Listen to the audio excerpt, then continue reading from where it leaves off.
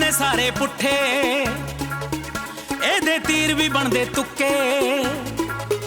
ਇਹਦੇ ਕੰਮ ਨੇ ਸਾਰੇ ਪੁੱਠੇ, ਇਹਦੇ ਤੀਰ ਵੀ ਬਣਦੇ ਤੁੱਕੇ। ਜਾ ਜਾ ਬਾਹਰ ਸਲਾਹਾਂ ਵੰਡਦਾ, ਇਹਨੂੰ ਘਰ ਵਿੱਚ ਨਾ ਕੋਈ ਪੁੱਛੇ। ਸਭ ਪਏ ਆ ਉਲਝੇ ਤਾਣੇ, ਹੋ ਕੀ ਬਣੂ, ਹੋ ਕੀ ਬਣੂ, ਹੋ ਕੀ ਬਣੂ ਪੁਨੀਆਂ ਦਾ। ਇਹ ਤਾਂ ਰੱਬ ਵੀ ਨਾ ਹੁਣ ਜਾਣੇ, ਕੀ ਬਣੂ ਪੁਨੀਆਂ ਦਾ। ਇਹ ਤਾਂ ਰੱਬ ਵੀ ਨਾ ਹੁਣ ਜਾਣੇ, ਕੀ ਬਣੂ ਪੁਨੀਆਂ ਦਾ। ਹੋ ਕੀ ਬਣੂ, ਹੋ ਕੀ ਬਣੂ, ਹੋ ਕੀ ਬਣੂ, ਹੋ ਕੀ ਬਣੂ। ਉਹ ਸਾਰਾ ਝੂਠ ਦਾ ਪੰਗਾ ਪਾਇਆ, ਘਰ ਦਾ ਸਰਕਸ ਪਿਆ ਬਣਾਇਆ। ਸਾਰਾ ਝੂਠ ਦਾ ਪੰਗਾ ਪਾਇਆ, ਘਰ ਦਾ ਸਰਕਸ ਪਿਆ ਬਣਾਇਆ। ਸਾਰੇ ਰਲ ਕੇ ਲਾਉਣ ਸਕੀਮਾਂ, ਇਹਨਾਂ ਪਿਓ ਚੱਕਰਾਂ ਵਿੱਚ ਪਾਇਆ। ਜਿਵੇਂ ਖੇਡ ਇਹਨਾਂ ਦੇ ਪਾਣੇ, ਹੋ ਕੀ ਬਣੂ, ਹੋ ਕੀ ਬਣੂ, ਹੋ ਕੀ ਬਣੂ ਪੁਨੀਆਂ ਦਾ। ਇਹ ਤਾਂ ਰੱਬ ਵੀ ਨਾ ਹੁਣ ਜਾਣੇ, ਕੀ ਬਣੂ ਪੁਨੀਆਂ ਦਾ। ਇਹ ਤਾਂ ਰੱਬ ਵੀ ਨਾ ਹੁਣ ਜਾਣੇ, ਕੀ ਬਣੂ ਪੁਨੀਆਂ ਦਾ। ਹਾਏ, ਮੈਨੂੰ ਲੱਗਦਾ ਮੈਨੂੰ ਫੇਰ ਚੱਕਰ ਆ ਗਿਆ। ਭੈਣ ਜੀ ਬਸ ਕਰੋ, ਧੱਕਾ ਨਾ ਕਰੋ ਭੈਣ ਜੀ, ਧੱਕਾ ਨਾ ਕਰੋ। ਹੁਣ ਹੋਰ ਚੱਕਰ ਨਹੀਂ ਚੱਲਣਾ। ਸ਼ਰਮ ਕਰੋ ਯਾਰ, ਕਿਉਂ ਤੁਸੀਂ ਦੇਵਤਾ ਰੂਪੀ ਇਨਸਾਨ ਨੂੰ ਸਾਰੇ ਜਣੇ ਇਕੱਠੇ ਹੋ ਕੇ ਬੇਵਕੂਫ ਬਣਾ ਰਹੇ ਹੋ। ਆ ਜਿਹੜਾ ਸ਼ਰਾਬੀ ਕਬਾਬੀ ਰੱਜੋ ਦਾ ਜੀਜਾ ਖੜਾ, ਇਹ ਉਹਦਾ ਪੁੱਤ ਹੈ। ਰੱਜੋ ਦੀ ਭੈਣ ਦੇ ਤੁਰ ਜਾਣ ਤੋਂ ਬਾਅਦ ਰੱਜੋ ਨੇ ਇਸ ਬੱਚੇ ਨੂੰ ਆਪਣੇ ਬੱਚੇ ਵਾਂਗੂ ਪਾਲਿਆ। ਤੇ ਆ ਮਾਮਾ ਭਾਣਜਾ।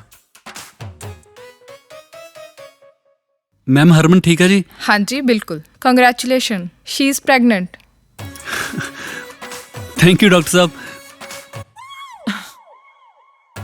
ਮੁਬਾਰਕਾਂ ਡੈਡੀ। ਮੁਬਾਰਕਾਂ ਜੀ ਬਹੁਤ ਬਹੁਤ, ਤੁਹਾਡੇ ਬੇਟੇ ਨੇ ਤੁਹਾਨੂੰ ਦਾਦਾ ਬਣਾਤਾ। ਇਹਨੇ ਤਾਂ ਮੈਨੂੰ ਬਹੁਤ ਕੁਝ ਬਣਾਇਆ। ਤੁਸੀਂ ਕਿੰਨੇ ਪੈਸੇ ਲਏ ਆ? ਬੇਟੇ ਰਾਜਵੀਰ ਨੂੰ ਤਾਂ ਛੱਡੋ, ਤੁਸੀਂ ਇੰਨਾ ਭੋਲਾ ਜਿਹਾ ਮੂੰਹ ਬਣਾ ਕੇ ਇੰਨੀ ਸਫਾਈ ਨਾਲ ਝੂਠ ਬੋਲਣਾ ਕਿੱਥੋਂ ਸਿੱਖਿਆ? ਮੈਂ ਤੁਹਾਨੂੰ ਕਿਵੇਂ ਯਕੀਨ ਦਿਵਾਵਾਂ ਡੈਡੀ ਜੀ? ਕੋਈ ਲੋੜ ਨਹੀਂ ਯਕੀਨ ਦਿਵਾਉਣ ਦੀ, ਕਿਉਂਕਿ ਤੁਸੀਂ ਮੇਰਾ ਯਕੀਨ ਤੋੜ ਚੁੱਕੇ ਹੋ। ਹਰਮਨ ਇੱਕ ਮਿੰਟ ਰਿਪੋਰਟ ਦੇਈ। ਹੁਣੀ ਦੁੱਧ ਦਾ ਦੁੱਧ ਤੇ ਪਾਣੀ ਦਾ ਪਾਣੀ ਹੋ ਜਾਊਗਾ। ਦੁੱਧ ਦਾ ਤਾਂ ਪਤਾ ਨਹੀਂ, ਪਰ ਖੂਨ ਤੇਰਾ ਕੱਲ ਹੀ ਪਾਣੀ ਹੋ ਗਿਆ ਸੀ ਜਦੋਂ ਤੇਰਾ ਝੂਠ ਫੜਿਆ ਗਿਆ ਸੀ। ਉਹ ਡੈਡੀ ਜੀ ਕੱਲ ਦੇ ਝੂਠ ਨੂੰ ਛੱਡੋ, ਅੱਜ ਦੇ ਸੱਚ ਨੂੰ ਮੰਨੋ। ਯਾਰ ਤੈਨੂੰ ਸੁਣਿਆ ਨਹੀਂ, ਜਦੋਂ ਸਰਦਾਰ ਜੀ ਨੇ ਇੱਕ ਵਾਰੀ ਕਹਿਤਾ ਵੀ ਮੈਂ ਤੁਹਾਡੇ ਤੇ ਯਕੀਨ ਨਹੀਂ ਕਰਨਾ, ਮਤਲਬ ਨਹੀਂ ਕਰਨਾ। ਤੂੰ ਜਾਣ ਲੱਗੀ ਕਹਿ ਕੇ ਗਈ ਸੀ ਨਾ ਕਿ ਮੇਰੇ ਲਾਲ ਦਾ ਧਿਆਨ ਰੱਖੀ। ਇਸੇ ਕਰਕੇ ਤੇਰੇ ਲਾਲ ਪੀਲੇ ਨੂੰ ਮੈਂ ਇੱਕ ਮੌਕਾ ਹੋਰ ਦੇ ਰਿਹਾ। ਜੇ ਇਸ ਵਾਰੀ ਵੀ ਝੂਠ ਨਿਕਲਿਆ, ਮੈਂ ਘਰ ਦੇ ਬਾਹਰ ਫੱਟਾ ਲਾ ਦੇਣਾ ਕਿ ਇੱਥੇ ਗੈਸ ਭਰੀ ਜਾਂਦੀ ਹੈ। ਹੋ ਸੱਚ, ਹਾਂ ਵੇ ਦੋ ਖੱਟੇ ਲਿਆ ਤੇ ਗੁੱਡ ਨਾਈਟ।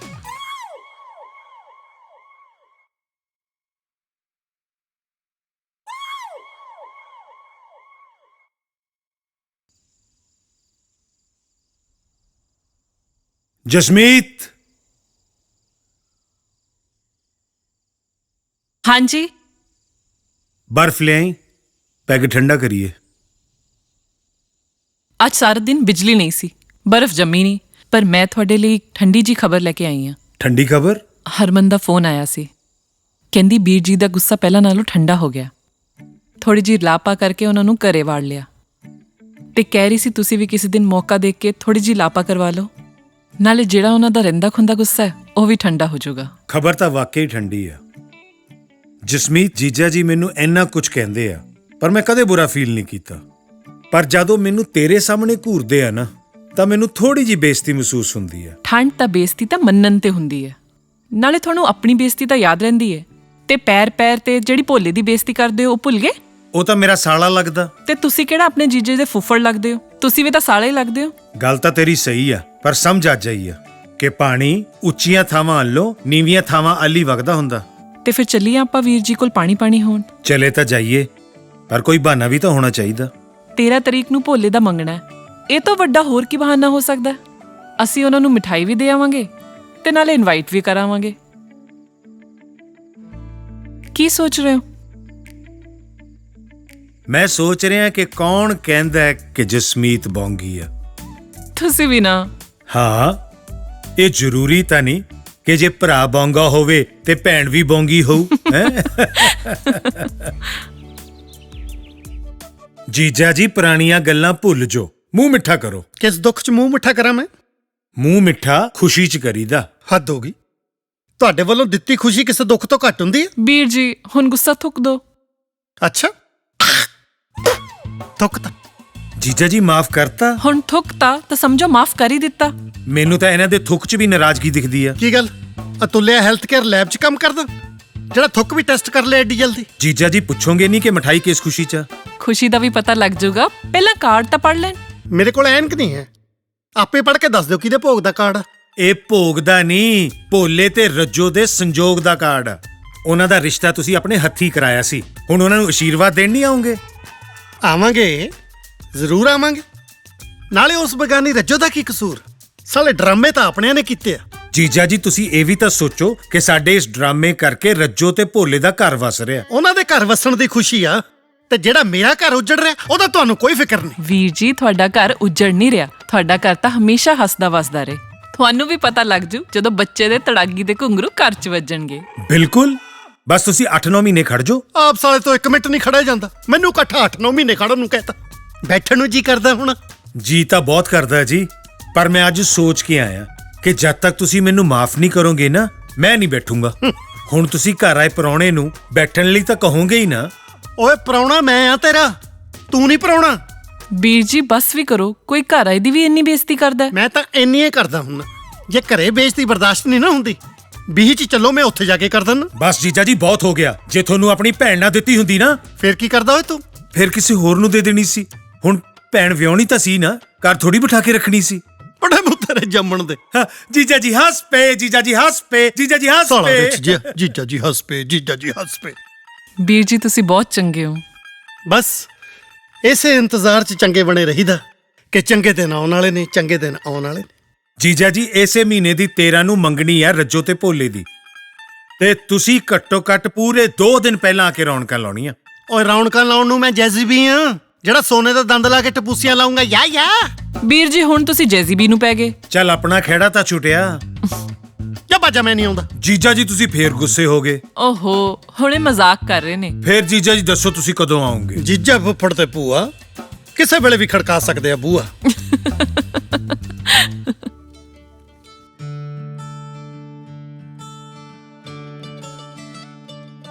ਚੰਗਾ ਹੋਇਆ ਨਾ ਡੈਡੀ ਜੀ ਆਉਣ ਨੂੰ ਮੰਨ ਗਏ, ਨਹੀਂ ਤਾਂ ਮੈਨੂੰ ਤਾਂ ਲੱਗਾ ਸੀ ਸਾਡੇ ਵਿਆਹ ਵਾਂਗੂ ਭੋਲਾ ਤੇ ਰੱਜੋ ਵੀ ਡੈਡੀ ਦੇ ਆਸ਼ੀਰਵਾਦ ਤੋਂ ਵਾਂਝੇ ਹੀ ਰਹਿ ਜਾਣਗੇ। ਹੋਰ ਕੀ, ਮੇਰੇ ਨਾਲ ਤਾਂ ਭੋਲਾ ਚੰਗਾ ਜਿਹਨੂੰ ਰੱਜੋ ਮਿਲ ਗਈ।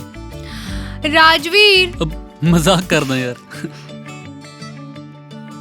ਸਰਦਾਰ ਜੀ ਅਤੇ ਸ਼ਰੇਆਮ ਧੋਖਾ। ਤੁਸੀਂ ਤਾਂ ਕਹਿੰਦੇ ਸੀ ਸਿਰਫ ਮੰਗਣਾ ਹੀ ਆ, ਇਹ ਤਾਂ ਕਹਿੰਦੇ ਸ਼ਾਮ ਨੂੰ ਡੋਲੀ ਵੀ ਤੋਰਨੀ ਆ। ਉਹ ਡੋਲੀ ਸ਼ਾਮ ਨੂੰ ਇਹ ਤੋਰੀ ਦੀ ਆ, ਹੋਰ ਸਿਖਰ ਦੁਪਹਿਰੇ ਕੌਣ ਤੋਰਦਾ ਹੁੰਦਾ? ਮੈਥੋਂ ਨਹੀਂ ਦੇਖਿਆ ਜਾ ਰਿਹਾ। ਰਾਜ ਤਾਂ ਤੈਨੂੰ ਸਾਰਾ ਕੁਝ ਦਿਖਦਾ ਸੀ, ਹੁਣ ਕੀ ਤੇਰੀਆਂ ਅੱਖਾਂ 'ਚ ਚਿੱਟਾ ਮੋਤੀਆ ਉਤਰਿਆ? ਜਿਹਦੇ ਦੀਦਿਆਂ ਨੂੰ ਉਹਦੀ ਮਸ਼ੂਕ ਕਿਸੇ ਗੈਰ ਦੀ ਉਂਗਲ ਦੇ ਵਿੱਚ ਛਾਂ ਪਾਉਂਦੀ ਦੇਖਣੀ ਪੈ ਜੇ, ਉਹਦੇ ਲਈ ਤਾਂ ਚਿੱਟਾ ਮੋਤੀਆ ਵੀ ਕਾਲੇ ਮੋਤੀ ਤੋਂ ਵੱਧ ਹੁੰਦਾ। ਬਿੱਟੂ ਬੇਟੇ, ਜੱਗੋਂ 13ਵੀਂ ਤੇਰੇ ਕੱਲੇ ਨਾਲ ਨਹੀਂ ਹੋਈ।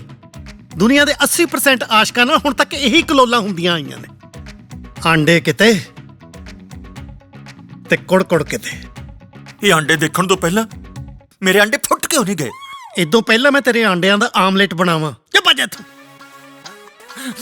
ਚਰਨ ਮੈਂ ਚਲਾ ਵੀ ਜਾਣਾ ਸੀ ਜੇ ਕਿਤੇ ਰੱਜੂ ਨੂੰ ਆਖਰੀ ਵਾਰੀ ਬੋਟੀ ਬਾੜੀ ਨਾ ਦੇਖਣਾ ਹੁੰਦਾ। ਜੇ ਤੇਰਾ ਜ਼ਿਆਦਾ ਹੀ ਦਿਲ ਘਟਦਾ, ਨੈਣ ਦੀ ਥਾਂ ਤੇ ਤੈਨੂੰ ਨਾਲ ਹੀ ਨਾ ਭੇਜ ਦੇ ਡੋਲੀ ਦੇ। ਨਾਲੇ ਕਹਿੰਦੇ ਜਨਾਨੀ ਜਾਂਦੀ ਹੁੰਦੀ ਹੈ। ਤੇਰੀ ਮਾਂ ਵੀ ਜਨਾਨੀ ਏ ਸੀ, ਜਿਹੜੀ ਰਾਜਵੀਰ ਦੀ ਮਾਂ ਨਾਲ ਆਈ ਸੀ ਡੋਲੀ ਵੇਲੇ। ਆਪ ਤਾਂ ਚਲੀ ਗਈ, ਜਾਂਦੀ ਹੋਈ ਮੇਰੇ ਗਲ 'ਚ ਪਾ ਕੇ ਮਰਿਆ ਹੋਇਆ ਸੱਪ। ਹੁਣ ਤੁਸੀਂ ਮੈਨੂੰ ਸੱਪ ਕਿਹਾ ਨਾ, ਹੁਣ ਇਹ ਸੱਪ ਦਾ ਜ਼ਹਿਰ ਦੇਖਿਓ। ਉਹ ਜਾ ਸਾਲਾ ਮਿੱਟੀ ਖਾਣਾ ਜਿਹਾ। ਸਤਿ ਸ਼੍ਰੀ ਅਕਾਲ ਸਰਦਾਰ ਜੀ। ਤੂੰ ਫੇਰ ਆ ਗਿਆ? ਮੈਂ ਨਹੀਂ ਆਇਆ, ਮੈਨੂੰ ਲੱਖਾ ਲੈ ਕੇ ਆਇਆ। ਮੈਂ ਤਾਂ ਆਪਣੇ ਕੰਮ ਆਇਆ ਸਰਦਾਰ ਜੀ, ਮੈਂ ਤਾਂ ਮਾਫੀ ਮੰਗਣ ਆਇਆ। ਭਾਵੇਂ ਇਹ ਬੱਚਾ ਹੈ ਤਾਂ ਮੇਰਾ, ਪਰ ਕੁਝ ਦਿਨਾਂ ਤੋਂ ਮੈਨੂੰ ਅਹਿਸਾਸ ਹੋਇਆ ਕਿ ਬੱਚਾ ਪਰਵਰਿਸ਼ ਕਰਨ ਵਾਲੇ ਦਾ ਹੁੰਦਾ, ਨਾ ਕਿ ਸਿਰਫ ਜਨਮ ਦੇਣ ਵਾਲੇ ਦਾ। ਮੈਂ ਇਹਦੀ ਫਿਲਮਾਂ ਤੋਂ ਆਉਣ ਵਾਲੀ ਕਮਾਈ ਦੇ ਲਾਲਚ ਵਿੱਚ ਆ ਗਿਆ ਸੀ, ਪਰ ਆਪਣੀ ਮਾਸੀ ਲਈ ਦਿਨ ਰਾਤ ਬਿਲਕਦਾ ਬਿੰਨੂ ਮੈਂ ਤੋਂ ਵੇਖਿਆ ਨਹੀਂ ਗਿਆ। ਇਸ ਕਰਕੇ ਮੈਂ ਬਿੰਨੂ ਨੂੰ ਉਹਦੀ ਮਾਸੀ ਦੀ ਝੋਲੀ ਦੇ ਵਿੱਚ ਪਾਉਣਾ ਹੈ ਜੀ। ਓਏ ਕਮਲਿਆ, ਮਾਸੀ ਦਾ ਤਾਂ ਮਤਲਬ ਵੀ ਇਹ ਹੁੰਦਾ ਮਾਂ ਜੈਸੀ। ਜਦੋਂ ਹੁਣ ਬਿੰਨੂ ਦੀ ਮਾਂ ਹੀ ਨਹੀਂ, ਫਿਰ ਉਹਦੀ ਮਾਸੀ ਮਾਂ ਹੋਈ ਨਾ। ਨਾਲੇ ਅੱਜ ਦੇ ਦਿਨ ਇਸ ਤੋਂ ਵੱਡੀ ਰੱਜੋ ਲਈ ਕੀ ਖੁਸ਼ੀ ਹੋਏਗੀ ਕਿ ਤੂੰ ਬੱਚਾ ਉਹਦੀ ਝੋਲੀ ਪਾ ਰਿਹਾ। ਆਲੇ ਆਲੇ ਆਲੇ ਆਲੇ ਆਲੇ ਆਲੇ ਆਲੇ ਆਲੇ ਆਲੇ ਆਲੇ ਆਲੇ ਯੂ نو ਕਿ ਤੂੰ ਬਲਵੰਤ ਸਿੰਘ ਪੂਨੀਆ ਦੇ ਘਰ ਦਾ ਚਿਰਾਗ ਬਣ ਕੇ ਇਸ ਘਰ ਵਿੱਚ ਖੁਸ਼ੀਆਂ ਲੈ ਕੇ ਆਇਆ ਸੀ, ਭਾਵੇਂ ਝੂਠੀਆਂ ਹੀ ਸਹੀ, ਪਰ ਤੇਰੇ ਵੱਲੋਂ ਦਿੱਤੀ ਖੁਸ਼ੀ ਬਲਵੰਤ ਸਿੰਘ ਪੂਨੀਆ ਨੂੰ ਇੱਕ ਵਾਰੀ ਤਾਂ ਦਾਦਾ ਹੋਣ ਦਾ ਅਹਿਸਾਸ ਦਿਵਾ ਗਈ ਸੀ। ਸੋ ਅੱਜ ਤੋਂ ਤੇਰੇ ਸਾਰੇ ਰਹਿਣ ਸਹਿਣ ਦਾ ਖਰਚਾ, ਤੇਰੀ ਪੜ੍ਹਾਈ ਲਿਖਾਈ ਦਾ ਖਰਚਾ, ਤੇਰਾ ਇਹ ਮੂੰਹ ਬੋਲਿਆ ਦਾਦਾ ਕਰਨ ਦਾ ਅੱਜ ਐਲਾਨ ਕਰਦਾ। ਇਹ ਤਾਂ ਹਲੇ ਬੋਲਣ ਵੀ ਨਹੀਂ ਲੱਗਿਆ। ਇਹਨੇ ਕਿਹੜੇ ਵੇਲੇ ਕਹਿਤਾ ਮੂੰਹ ਬੋਲਿਆ ਦਾਦਾ? ਐਵੇਂ ਐਲਾਨ ਕਰੀ ਜਾਂਦੇ ਹੋ ਸੁੱਕੇ। ਜਾ ਭੱਜ ਇੱਥੋਂ। ਚੱਲ ਰਹਿਣ ਦੇ। ਮੈਂ ਚਲਾ ਵੀ ਜਾਣਾ ਸੀ ਜੇ ਕਿਤੇ ਰੱਜੋ ਦੀ ਰੀਬ ਨਾਲੀ ਕਾਰ ਤੋਂ ਪੈਸੇ ਨਾ ਲੁੱਟਣੇ ਹੁੰਦੇ। ਫੱਟੇ ਮੂੰਹ ਤੇਰੇ। ਪੈਸੇ ਤੋਂ ਯਾਦ ਆਇਆ, ਕਾਰ ਦੇ ਵਿੱਚ ਮੇਰਾ ਸਾਈਨ ਕੀਤਾ ਹੋਇਆ ਇੱਕ ਚੈੱਕ ਕੱਟ ਕੇ ਰੱਖਿਆ ਹੋਇਆ, ਉਹਦੇ ਵਿੱਚ 5 ਲੱਖ ਰੁਪਈਆ ਭਰ ਕੇ ਲੱਖੇ ਨੂੰ ਦੇ ਦੇ ਇਹਦਾ ਕਾਰੋਬਾਰ ਤੋਰਨ ਲਈ। ਚਲ ਆ ਜਾ। ਬਹੁਤ ਬਹੁਤ ਧੰਨਵਾਦ Sardar ji. God bless you. ਓਏ ਆ ਜਾ ਭਰਾਵਾ, ਇਹਨਾਂ ਨੇ ਮੁੱਕਰ ਵੀ ਜਾਣਾ।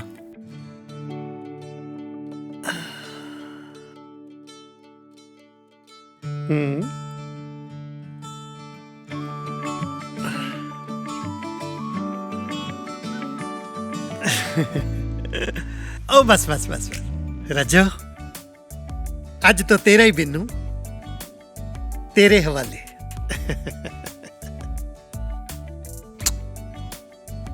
ਸਰਦਾਰ ਜੀ, ਮੈਂ ਤੁਹਾਡਾ ਕਿਹੜੇ ਮੂੰਹ ਨਾਲ ਧੰਨਵਾਦ ਕਰਾਂ? ਇਸੇ ਮੂੰਹ ਨਾਲ ਧੰਨਵਾਦ ਕਰਨਾ ਕਿ ਉਂਗਲ ਵਾਂਗੂ ਮੂੰਹ ਵੀ ਬਥੇਰੇ ਨੇ।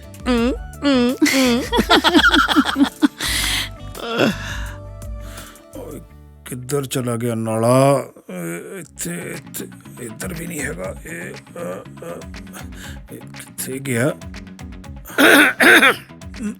ਜੀਜਾ ਜੀ ਸਤਿ ਸ੍ਰੀ ਅਕਾਲ ਜੀ। ਸਤਿ ਸ੍ਰੀ ਅਕਾਲ ਤਾਂ ਠੀਕ ਹੈ, ਮੰਨਿਆ ਤੇ ਤੋਂ ਬਹੁਤਾ ਚਿਰ ਖੜਿਆ ਨਹੀਂ ਜਾਂਦਾ, ਪਰ ਇੰਨੀ ਵੀ ਤਹਿਜ਼ੀਬ ਭੁੱਲ ਗਿਆ ਕਿ ਘਰੇ ਆਏ ਜੀਜੇ ਦੀ ਇੱਜ਼ਤ ਕਰਨ ਲਈ ਖੜੇ ਹੋਈਦਾ। ਜੀਜਾ ਜੀ, ਜੇ ਮੈਂ ਤੁਹਾਡੀ ਇੱਜ਼ਤ ਕਰਨ ਲਈ ਖੜਾ ਹੋ ਗਿਆ ਨਾ ਤਾਂ ਮੇਰੀ ਇੱਜ਼ਤ ਨਹੀਂ ਰਹਿਣੀ। ਕਿਉਂ? ਕੀ ਹੋਇਆ ਤੇਰੀ ਇੱਜ਼ਤ ਨੂੰ? ਮੇਰੇ ਪਜਾਮੇ ਚੋਂ ਨਾਲਾ ਨਿਕਲ ਗਿਆ ਫੱਟੇ ਮੂੰਹ। ਤੇ ਨਾਲਾ ਪੂਣੀ ਲੱਭ ਨਹੀਂ ਰਹੀ। ਤੇ ਥੱਲੇ ਜਾਂਦੇ ਨੂੰ ਤੈਨੂੰ ਕੋਈ ਮਹਿਮਾਨ ਨਹੀਂ ਲੱਭਣਾ। ਕੋਈ ਨਾ ਜੀਜਾ ਜੀ, ਤੁਸੀਂ ਚੱਲੋ, ਮੈਂ ਨਾਲਾ ਪਾ ਕੇ ਆਇਆ।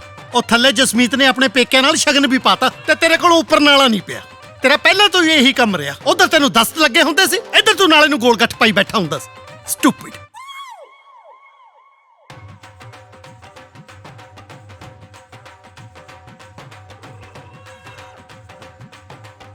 ਇਹ ਕੀ ਹੋ ਰਿਹਾ? ਤੈ ਲਾ ਰਿਹਾ। ਤੂੰ ਕਿਤੇ ਮੇਰੇ ਕੋਲੋਂ ਆਪਣੀ ਤੈਅ ਨਾ ਲਵਾ ਲਈ। ਕਿਤੇ ਜਾਣ ਦੀ ਤਿਆਰੀ ਆ?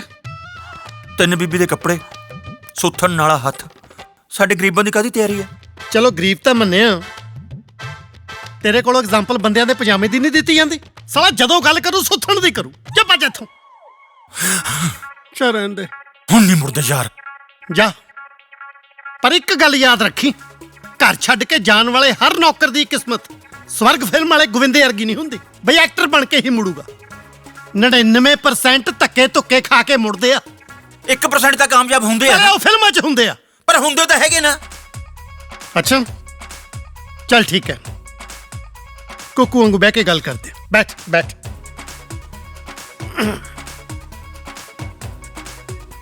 ਆਇਂ ਦੱਸ, ਕਿੰਨੇ ਦਿਨ ਦੀ ਛੁੱਟੀ ਤੇ ਚੱਲਿਆ? ਪੱਕੀ ਛੁੱਟੀ ਚੱਲਿਆ। ਕੀ ਗੱਲ, ਅਗਨੀਪਤ ਸਕੀਮ 'ਚ ਭਰਤੀ ਹੋਇਆ ਸੀ ਜਿਹੜਾ ਇਸ ਉਮਰੇ ਹੀ ਪੱਕੀ ਛੁੱਟੀ ਤੇ ਚੱਲਿਆ? ਓਏ ਬੰਦਾ ਬਣ ਕੇ ਦੱਸ ਹੋਇਆ ਕੀ ਆ? ਸਰਦਾਰ ਜੀ ਬਸ ਤੁਸੀਂ ਇਹ ਸਮਝ ਲਓ, ਇਸ ਘਰ 'ਚੋਂ ਮੇਰਾ ਦਾਰੂ ਪਾਣੀ ਮੁੱਕ ਗਿਆ। 3 ਬਲੈਡਰ ਅੰਦਰ ਦਾਰੂ ਦੇ ਭਰੇ ਪਏ ਆ, ਪਾਣੀ ਤੂੰ ਵਿੱਚ ਪਾਉਂਦਾ ਨਹੀਂ। ਇਸ ਘਰ 'ਚ ਤੇਰਾ ਦਾਰੂ ਪਾਣੀ ਕਿਵੇਂ ਖਤਮ ਹੋ ਸਕਦਾ? ਹਲੇ ਵੀ ਸੋਚ ਲੈ। ਸੋਚ ਲਿਆ, ਮੈਂ ਤਾਂ ਹੁਣ ਇਸ ਘਰ 'ਚੋਂ ਜਾਣਾ ਹੀ ਪੈਣਾ। ਅੱਛਾ, ਕਿੱਥੇ ਜਾਏਗਾ? ਜਿੱਥੇ ਮਰਜ਼ੀ ਜਾਵਾਂ, ਬਥੇਰੀ ਦੁਨੀਆ ਪਈ ਆ। ਉਹ ਕਿਤੇ ਯੂਕਰੇਨ ਜਾਣ ਦਾ ਪ੍ਰੋਗਰਾਮ ਤਾਂ ਨਹੀਂ ਬਣਾ ਲਿਆ? ਕਿੰਨੇ ਪੈਸੇ ਆ ਜੇਬ 'ਚ? ਹੈਗਾ 150 ਰੁਪਈਆ। ਸਾਲਾ ਇੰਨੇ ਪੈਸੇ ਨਾਲ ਤੇਰੇ ਕੋਲੋਂ ਪਟਿਆਲਾ ਨਹੀਂ ਟੱਪਿਆ ਜਾਣਾ। ਕੋਈ ਗੱਲ ਨਹੀਂ, 150 'ਚ ਜਿੱਥੇ ਤਰ ਜਾਣਗੇ ਮੈਂ ਉੱਥੇ ਉਤਰ ਜੂੰਗਾ। ਇੰਨੇ ਪੈਸੇ 'ਚ ਭਾਖੜਾ ਨਹਿਰ ਤੱਕ ਲੈ ਕੇ ਜਾਣਗੇ, ਫਿਰ ਮਾਰਦੀ ਛਾਲ ਹੋ ਜੀ ਨਹਿਰੋ ਨਹਿਰ। ਸਾਲੇ ਹੋਰ ਹੀ ਪਾਸੇ ਗੱਲ ਨੂੰ ਲੈ ਵੜਦੇ। ਹੋਰ ਹੀ ਪਾਸੇ ਤਾਂ ਤੁਸੀਂ ਲੈ ਕੇ ਗਏ ਹੋ। ਮੈਂ ਤਾਂ ਚੰਗਾ ਪਹਿਲਾਂ ਰੋਡੋ ਰੋਡ ਜਾਂਦਾ ਸੀ, ਨਹਿਰ 'ਚ ਤਾਂ ਤੁਸੀਂ ਸਿੱਟਿਆ ਹੈਗਾ। ਤੁਹਾਨੂੰ ਕੀ ਲੈਣਾ? ਮੈਂ ਚਾਹੇ ਮਰਾਂ ਚਾਹੇ ਜੀਵਾਂ। ਰੋਟੀ ਪਾਣੀ ਟਾਈਮ ਸਿਰ ਖਾ ਲਿਆ ਕਰੋ, ਨਾਲੇ ਦਵਾਈ ਟਾਈਮ ਸਿਰ ਲੈ ਲਿਆ ਕਰੋ। ਨਾਲੇ ਇੱਕ ਗੱਲ ਹੋਰ, ਮੇਰੇ ਗਮ 'ਚ ਦਾਰੂ ਨਾ ਪੀਣ ਲੱਗ ਜਿਓ। ਬਿੱਟੂ ਬੇਟੇ, ਮੈਂ ਤੈਨੂੰ ਆਪਣਾ ਸੰਨ ਸਮਝਿਆ ਸੀ, ਮੇਰੀ ਰੰਨ ਬਣਨ ਦੀ ਕੋਸ਼ਿਸ਼ ਨਾ ਕਰ। ਉਹ ਦੱਸੇਗਾ ਵੀ ਹੋਇਆ ਕੀ ਆ। ਕੁਛ ਨਹੀਂ ਹੋਇਆ ਸਰਦਾਰ ਜੀ, ਮੈਂ ਤੁਹਾਡਾ ਪੁੱਤ ਬਣਨ ਦੀ ਕੋਸ਼ਿਸ਼ ਕੀਤੀ, ਪੁੱਤ ਨਹੀਂ ਬਣ ਹੋਇਆ। ਵਿਆਹ ਲਈ ਇੱਕ ਕੁੜੀ ਪਸੰਦ ਕੀਤੀ, ਵਿਆਹ ਨਹੀਂ ਹੋਇਆ। ਹੁਣ ਜੇ ਮੈਂ ਦਾਰੂ ਪੀ ਕੇ ਜ਼ਿੰਦਗੀ ਬਤੀਤ ਕਰਨੀ ਆ, ਫਿਰ ਮੈਂ ਕਿਸੇ ਠੇਕੇ ਤੇ ਕਰਿੰਦਾ ਨਾ ਲੱਗ ਜੂ। ਠੇਕੇਦਾਰ ਸਾਹਿਬ, ਨਿੱਕੀ ਨਿੱਕੀ ਗੱਲ ਤੇ ਘਰ ਨਹੀਂ ਛੱਡੀ ਦੇ ਤੇ ਨਾ ਹੀ ਦਿਲ।